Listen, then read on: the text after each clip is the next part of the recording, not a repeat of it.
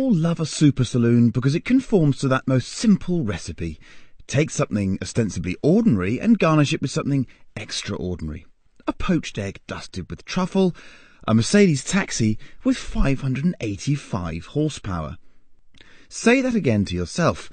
The latest E63S is very close to the 600 horsepower mark, and in the UK, it's two-wheel drive only. This automotive niche is potentially the silliest of all. Power for the sake of power.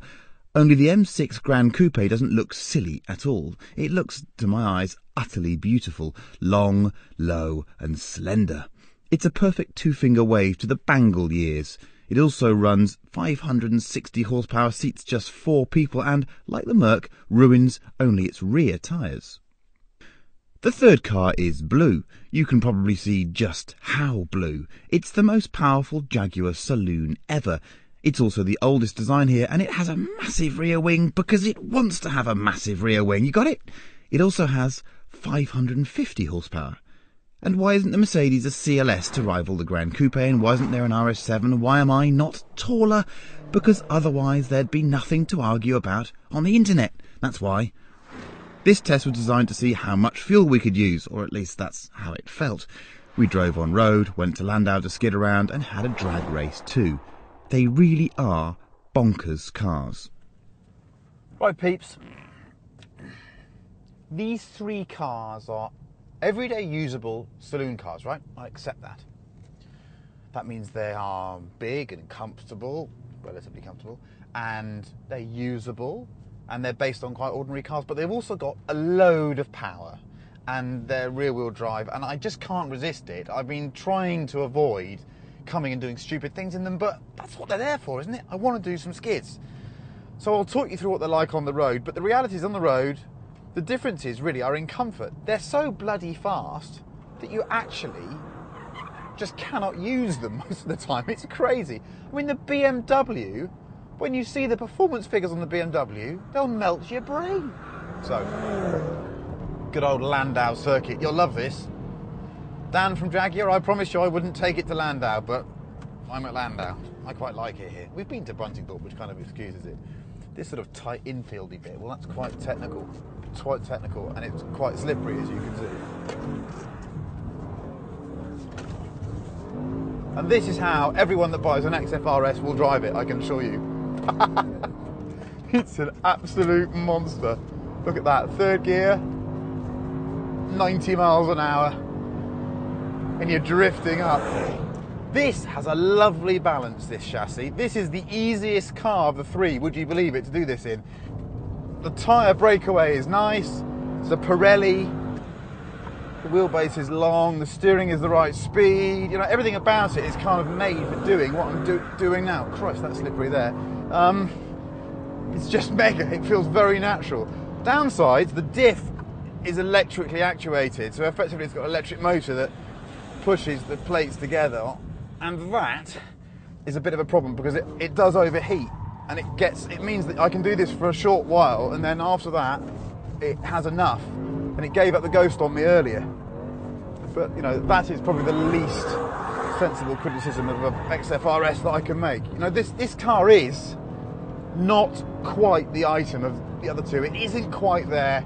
It doesn't have that kind of rock hard, unbreakable performance feel. It's the slowest in a straight line. It's a lovely chassis on the road though. And that is really the point of this test. The nub of this test is that one of these cars is just amazing when you really get up it. The other 2 aren't quite as spectacular, and this is one of them. You can guess what the other one is. I love doing this. I do love driving this car in this manner. I just think it's sublime.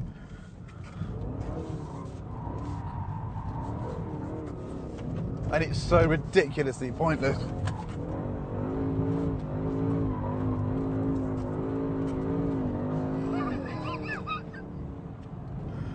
Oh dear. It's a great engine too.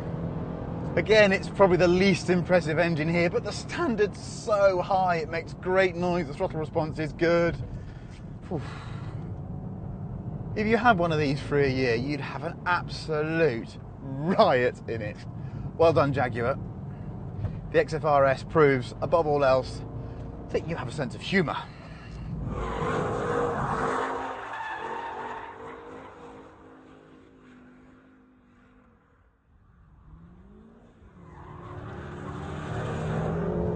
So, I'm now in an M6 Gran Coupe. This is a proper M car, it really is. 1950 kilograms, but it just doesn't feel that big and heavy to me. And the difference here is the powertrain. The powertrain is just absolutely extraordinary. Because it's aggressive and you have to get up it and use all of it. And then this car comes alive, and it comes alive in a way that the others, I'm afraid, can't match. For me, it's so exciting. It doesn't even feel turbocharged either. You can just rev it all the way out. You can make little throttle adjustments to it that you can't in the others. I mean, this is, look at this. Third gear, hanging it out. Oh. Totally irrelevant to whether you should buy one or not, but for me, completely addictive.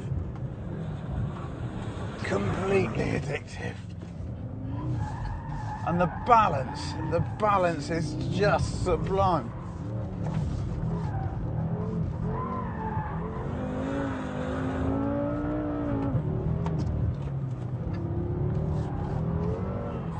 Flipping Ada. And the gearbox, again, it has another step beyond the others. The others are good and they shift fast, but this thing is immediate. But I'm left asking one question. The M6 Gran Coupe is actually probably a bit better on track than it is on the street. And it's a street car, isn't it? And there's another car that runs it very, very close on the road. And it's also made in Germany. And I'm going to knock off now and just carry on driving this and not waste my time talking to you, because I'm thoroughly enjoying it, as you can see. Wow. Pointless motoring journalism oversteer. I don't care what you say. I love it.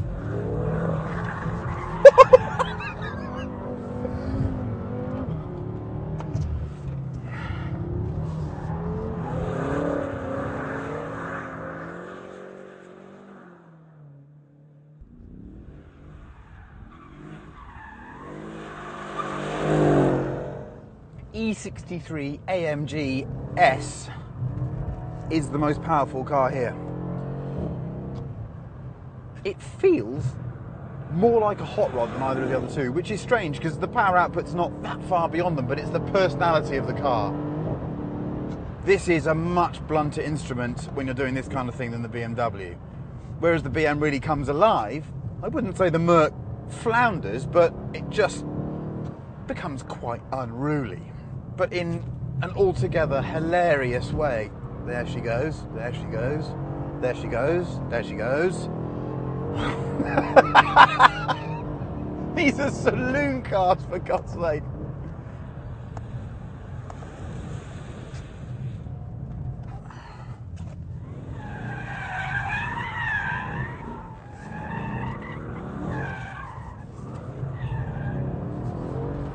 Where it's lacking compared to the other two is the gearbox. The ZF 8-speed in the Jag is really quite good now. Well, it's great, isn't it? We know it is, although that calibration isn't one of the best I've driven. The BMW's gearbox for doing this is a different league. And this old Merc thing, it's strange, isn't it? It calls into question, you know, the need for these cars to be good on track. I'm not sure they do need to be. Whereas, quite snappy coming back, isn't it? On the road, this is still a lovely gearbox when you leave it in drive. It's just doing this sort of stuff. It's a bit lumpy and reluctant to change and all a bit slow, but you know, come on, you can't have it all, can you?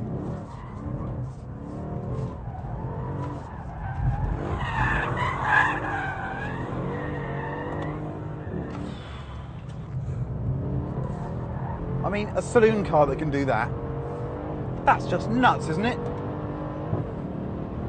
It's still very, very good at this. The brakes are good, the steering's lovely. This has the nicest steering of all three, this car, on road and track. And there's something about the personality of the car. Everyone that's driven this E63 has kind of nodded and gone, that's the one I'd like to spend more time in. And I know why. It's a muscle car. That's what it is. It's a muscle car.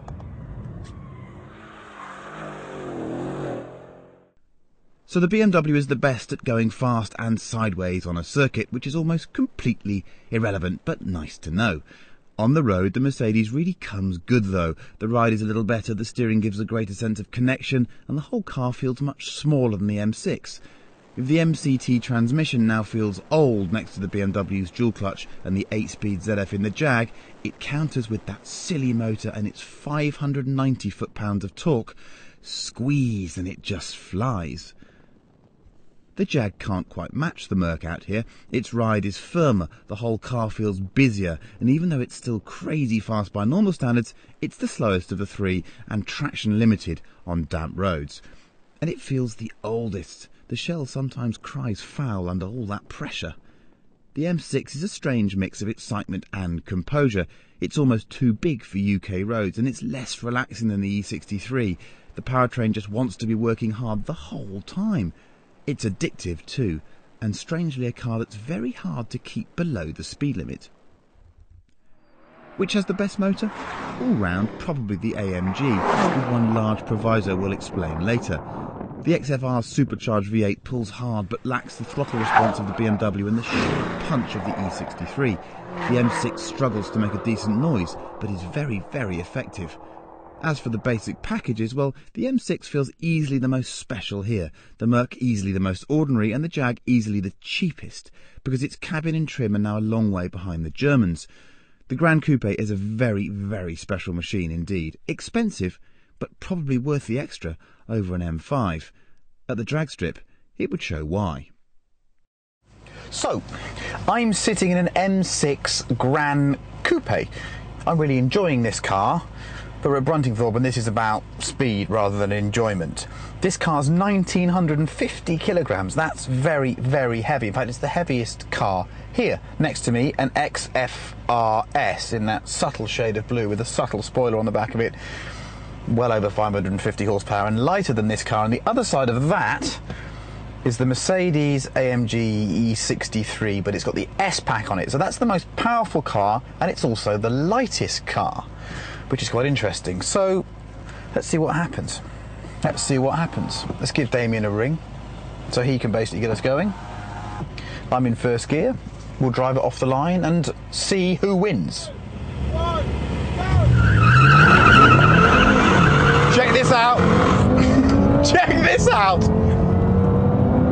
They are really fast cars, and this thing obliterates them in a straight line. Woo!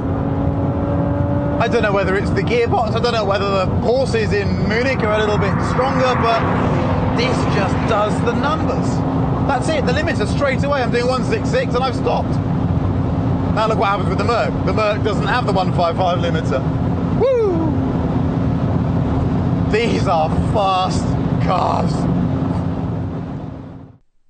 And so that was that. Quite how a BMW that weighs 105 kilograms more and has 35 horsepower less than an E63 can do that, I cannot tell you. But the M6 is ballistically fast. Over 130 miles an hour. It just flies. And for some people, just knowing that the M6 Gran Coupe can look so good and demolish the opposition in a drag race will be enough. The counterpoint is this.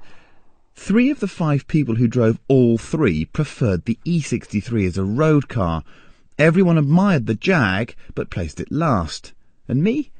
Look, it's a close call, but it just has to be the M6. It's a stunning car. Would a CLS have done better? I don't know. That's for the internet to decide.